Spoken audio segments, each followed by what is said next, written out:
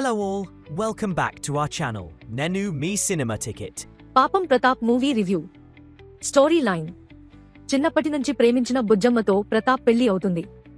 First night, second night, third night అన్నీ గడుస్తాయి. కానీ fourth night Bujjamma ఇంటి నుంచి పారిపోతుంది. అసలు ఆమె ఎందుకు పారిపోయింది? ఆ 3 రాత్రుల్లో ఏం జరిగింది?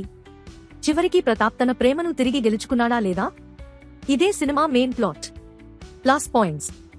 అజయ్ ఘోష్ షో. ఈ సినిమాకి అసలు హీరో త్రివిక్రమ్ కాదు, అజయ్ ఘోష్ గారు. తన screen presence, expressions, dialogues, mannerisms తో ప్రతి సీన్ ని ఎలివేట్ చేశారు. డెప్త్ లేని సీన్స్ ని కూడా తన పర్ఫార్మెన్స్ తో పైకి లేపేశారు. ఈ సినిమాకి మెయిన్ పిల్ల ఆయనే. Comedy works well. సినిమాలో కామెడీ చాలా వరకు వర్క్ అయ్యింది. ముఖ్యంగా Ajay Ghosh, Goparaju Ramana scenes, Trivikram, Ravi Anthony scenes, pre-climax panchayati scene. ఈ సీన్స్ థియేటర్లో మంచి నవ్వులు తెప్పిస్తాయి.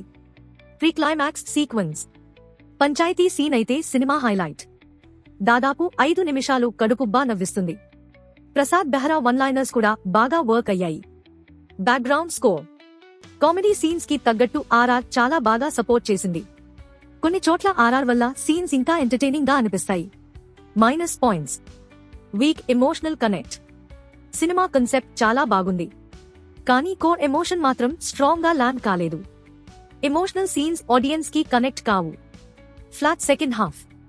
ఫస్ట్ హాఫ్ సరదాగా వెళ్తుంది, కానీ సెకండ్ హాఫ్ మాత్రం స్లో ఫ్లాట్ గా అనిపిస్తుంది. ప్రీక్లైమాక్స్ వరకు పెద్దగా మొమెంటం ఉండదు.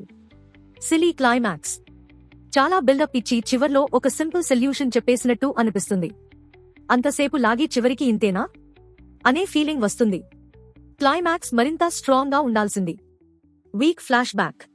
ఫ్లాష్ బ్యాక్ ఎపిసోడ్ కూడా హార్డ్ హిట్టింగ్ గా లేదు. ఎమోషనల్ ఇంపాక్ట్ మిస్ అయింది.